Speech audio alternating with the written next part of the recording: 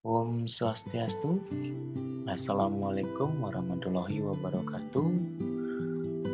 Salam sejahtera untuk kita semua. Salam. Halo adik-adik mahasiswa semua. Apa kabar? Semoga kalian selalu dalam keadaan sehat dan bahagia. Bertemu lagi dengan saya, Mas Gusti Agung Rusna Wicaksana, kali ini di mata kuliah Kelautan Erotik. Semoga adik-adik semua tidak bosan ya bertemu dengan saya ya.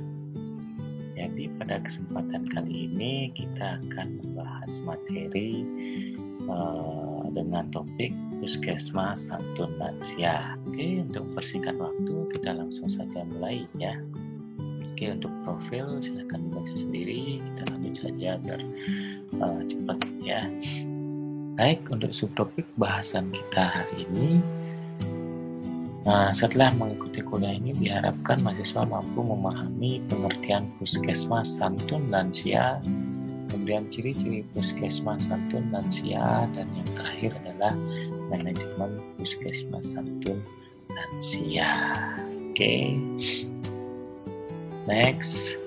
Oke, pendahuluan ya. Jadi pelayanan kesehatan pada lansia itu diperlukan untuk memelihara dan mengatasi masalah pada lanjut usia. Jadi dasar hukum pembinaan kesehatan pada lanjut usia itu adalah berdasarkan Undang-Undang Nomor 13 Tahun 1998 tentang Kesejahteraan Lansia. Dasar hukum yang lain adalah Peraturan Pemerintah Nomor 43 Tahun 2014 tentang pelaksanaan upaya peningkatan kesehatan lansia ya. Dan juga Keputusan Presiden Nomor 52 Tahun 2004 tentang Komisi Nasional Lansia dan Keputusan Presiden Nomor 93/M Tahun 2005 tentang keanggotaan Komisi Nasional Lanjut Usia. Nah, pelayanan kesehatan yang baik pada lansia itu bertujuan untuk memperpanjang usia harapan hidup dan masa produktif, terwujudnya kemandirian dan kesejahteraan pada lansia, terpeliharanya sistem nilai budaya dan kekerabatan berbangsa dan bernegara, serta lebih mendekatkan diri kepada Tuhan Yang Maha Esa. Ya. Jadi pada pertemuan kali ini kita akan membahas pelayanan kesehatan pada lansia, yaitu Puskesmas Santun Lansia. Ya. Oke, demikian pendahuluan untuk hari ini. Sekarang kita langsung lanjut ke sub pokok bahasan kita ya. Puskesmas Santun Lansia ya. Bicara tentang Puskesmas Santun Lansia, kira-kira kalian semua sudah tahu kan apa itu puskesmas? Oke, tentu saja sudah ya, seperti yang sudah kita ketahui bersama bahwa puskesmas itu adalah suatu unit ya, satu unit pelaksanaan fungsional yang berfungsi sebagai pembangunan kesehatan ya, pusat pembinaan peran serta masyarakat dalam bidang kesehatan serta pusat pelayanan kesehatan tingkat pertama ya, menyelenggarakan kegiatan secara menyeluruh, berpadu, kesinambungan pada satu masyarakat yang bertempat tinggal dalam satu wilayah tertentu ya. Itu adalah fungsi dari puskesmas. Nah, Puskesmas Santun Lansia itu sendiri apa sih? Ya, jadi Puskesmas Santun Lansia adalah puskesmas yang melaksanakan pelayanan kesehatan pralansia ya, yang meliputi pelayanan promotif, preventif, kuratif, rehabilitatif yang lebih menekankan pada unsur proaktif ya, kemudahan proses pelayanan, santun sesuai standar pelayanan dan kerjasama dengan unsur lintas sektoral. Jadi ada kerjasama unsur lintas sektoral ya, seperti dengan dinas sosial, dinas agama, lain ya. Kemudian program lansia tidak terbatas pada pelayanan kesehatan klinik saja, tetapi juga pelayanan kesehatan di luar gedung dan pemberdayaan masyarakat ya, karena posyandu lansia yang biasanya dilaksanakan di banjar masing-masing dengan memberdayakan kader-kader lansia ya. Itu untuk puskesmas lansia. Saya rasa sampai di sini bisa dipahami ya. Oke, lanjut ke subtopik yang kedua adalah ciri-ciri puskesmas santun lansia. Ya, jadi ada beberapa ciri-ciri puskesmas santun lansia. Ya. Yang pertama adalah memberikan pelayanan yang baik, berkualitas dan sopan. Ya, kenapa harus memberikan layanan yang baik, berkualitas dan sopan? Ya, karena seperti yang kita ketahui, lansia itu memiliki kemampuan fisik yang sangat terbatas dan gerakannya pun sangat lambat. Ya, jadi kita juga harus memiliki kesabaran dalam menghadapi lansia, memiliki kemauan dan kemampuan untuk memberikan penjelasan secara tuntas, melayani lansia sesuai dengan prosedur yang berlaku, dan menghargai lansia dengan memberikan pelayanan yang sopan dan santun. Ya, harus beretika dalam memberikan pelayanan. Ya. Kemudian ciri yang kedua adalah memberikan kemudahan dalam pelayanan kepada lansia. Ya, jadi di sini esensinya adalah kemudahan dalam layanan pada lansia. Ya, jadi yang pertama menghindari antrean, berdesakan. Ya, lansia itu perlu didahulukan karena kondisi fisiknya yang sudah tidak memungkinkan. Kalau lansia harus ngantri, harus berdesakan, kemungkinan akan menjadi hal-hal yang tidak diinginkan. Ya, seperti lansia berbentuk. Ya, kemudahan. Ya, kemudahan itu yang dimaksud adalah misalnya pada loket pendaftaran itu harus tersedia loket pendaftaran tersendiri, ya, ruang konseling tersendiri atau terpisah, ya, kemudian mendahulukan pelayanan sesuaikan dengan kondisi dan tempat. Ya, itu dari segi kemudahan. Nah, kemudian yang ketiga, memberikan keringanan atau bebas biaya pelayanan kesehatan bagi lansia dengan keluarga miskin. Ya, jadi lansia yang sudah pensiun atau tidak bekerja itu kita berikan keringanan biaya. Ya. Kemudian lansia yang keterbatasan dana untuk mengikuti biaya hidup atau kebutuhan kesehatannya. Dan yang terakhir, berikan keringanan atau bebas biaya pada pelayanan di puskesmas. Sudah berikan keringanan. Dan yang keempat adalah memberikan dukungan bimbingan pada lansia dalam memelihara dan meningkatkan kesehatannya agar tetap sehat dan mandiri. Yang pertama bisa kita lakukan adalah memberikan penyuluhan kesehatan, ya, penyuluhan tentang gizi seimbang dan tetap berperilaku hidup bersih dan sehat. Yang kedua adalah anjurkan tetap beraktivitas sesuai dengan kemampuan serta menjaga kebugarannya dengan tetap berolahraga sesuai dengan kondisinya, ya, atau senam lansia yang biasanya diberikan pada posyandu lansia.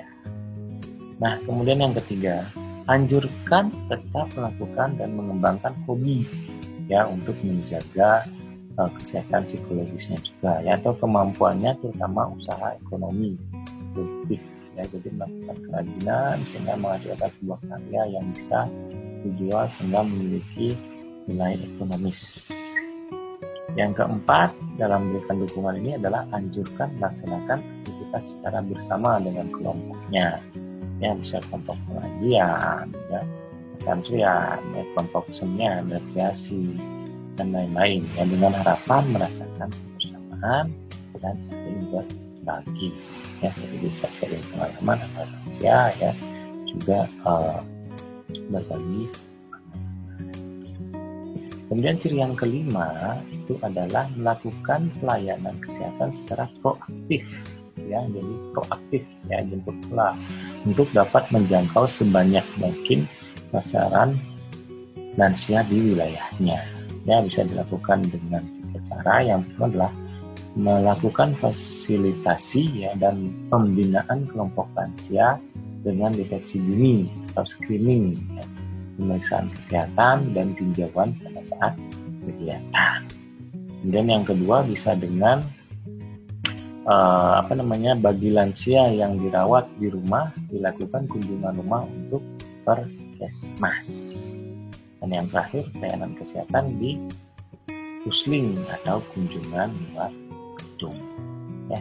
Kemudian ciri yang terakhir adalah melakukan kerjasama lintas program dan lintas sektor.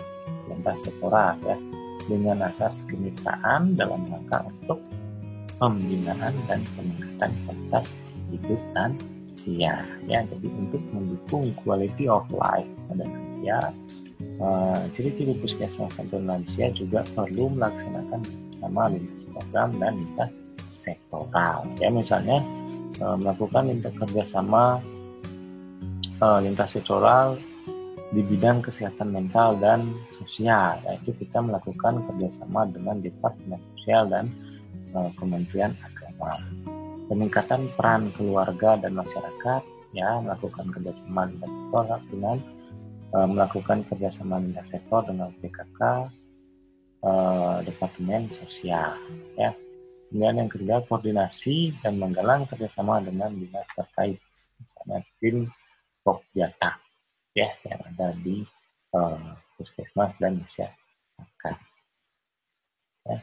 Saya kira sampai di sini untuk ciri-ciri puskesmas santun lansia bisa dipahami, ya. Oke, sekarang kita masuk ke manajemen puskesmas santun lansia. Nah, untuk manajemen puskesmas santun lansia, ya, seperti biasa di sini ada 4 poin, ya. Yang pertama adalah perencanaan, pelaksanaan, monitoring, dan evaluasi. Nah, dalam melaksanakan manajemen puskesmas santun lansia, itu yang pertama harus kita cermati adalah adanya kesepakatan antara staf puskesmas tentang pembinaan kegiatan usia lanjut atau USILA, ya, siapa penanggung jawab programnya, koordinator dan pelaksanaan kegiatan layanan kesehatan usia lanjut, ya, tim pelaksananya di sini, ya. Jadi harus ada pengumpulan data dasar dengan melaksanakan survei mandiri, kuesioner, ya, dan pendekatan serta kerjasama lintas sektor. Itu dalam perencanaan. Ya, jadi dalam perencanaan harus dilihat dulu siapa penanggung jawabnya, koordinatornya, pelaksanaan kegiatannya siapa. Itu dibagi-bagi, ya, dalam pengorganisasian. Kemudian adanya pengumpulan data dasar, ya, dari survei mandiri dan pendekatan serta kerjasama lintas sektor. Selanjutnya dalam pelaksanaan, jadi prosedur yang diberikan adalah kemudahan dan kenyamanan bagi lansia. Itu menjadi esensi dalam pelaksanaan manajemen puskesmas santun lansia, di mana harus ada kemudahan dan kenyamanan, ya. Yang pertama adalah loket khusus, ya, loket khusus untuk lanjut usia, jadi jangan dicampur dengan loket yang lain, ya, dewasa dan anak-anak, biar nggak mengantri nantinya. Kemudian ruang pelayanan khusus dan semua fasilitas untuk memudahkan pelayanan terhadap lanjut usia atau USILA, ya, atau lansia. Kemudian kursi khusus, koridor dengan pegangan dan jalan yang tidak terlalu licin atau terjal, toilet dengan pegangan dan yang lain. Ya, jadi dalam pelaksanaannya prosedur yang diberikan adalah mengutamakan kemudahan dan kenyamanan pada lansia. Contoh misalnya sarana kursi roda, ya, jadi harus disiapkan sarana kursi roda dan akses jalannya pun harus ada untuk akses kursi roda, ya. Kemudian jalan masuk dilengkapi dengan pegangan, ya, karena seperti yang kita ketahui kondisi fisik pada lansia sudah menurun. Jadi pada saat naik tangga itu minimal harus ada pegangan seperti ini, ya. Jadi itu memudahkan dan memberikan kenyamanan pada lansia. Nah, di dinding juga, ya, dinding itu harus ada pegangan, ya. Jadi lansia bisa jalan sambil berpegangan di sini, sehingga lansia merasa aman dalam menjalani layanan atau servis di puskesmas. Kemudian tangga juga dilengkapi dengan pegangan. Ini wajib, ya, karena kalau misalnya tangga tidak dilengkapi pegangan itu bisa berbahaya, berisiko lansia mengalami cedera karena jatuh, ya. Kalau puskesmas di dalam lift kan rasanya belum memungkinkan, terutama apalagi yang di desa-desa, ya. Jadi memang harus ada pegangan agar puskesmas bisa santun atau bersahabat dengan lansia. Kemudian loket, ya, terpisah dan dilengkapi juga dengan pegangan khusus, dibuatkan loket untuk lansia. Kemudian ruang tunggu dilengkapi juga dengan pegangan, ya. Jadi semua unsur pelayanan harus ada pegangan, ya. Jadi agar lansia itu lebih aman dan nyaman dalam bergeraknya. Oke, itu untuk pelaksanaan ya. Kemudian yang ketiga kita masuk ke monitoring dalam manajemen puskesmas untuk lansia ya. Nah, dalam monitoring melalui pengamatan langsung di puskesmas ya, pengamatan meliputi pelaksanaan kegiatan dibandingkan dengan rencana ya.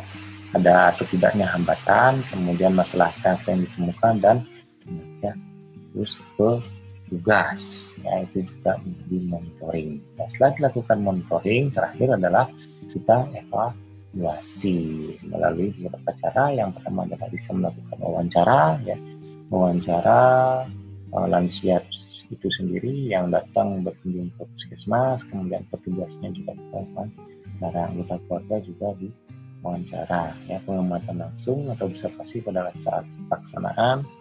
Dan bisa juga dengan penelitian khusus ya, kita melakukan penelitian khusus terkait dengan evaluasi sistem pelayanan di puskesmas ataupun lansia ya.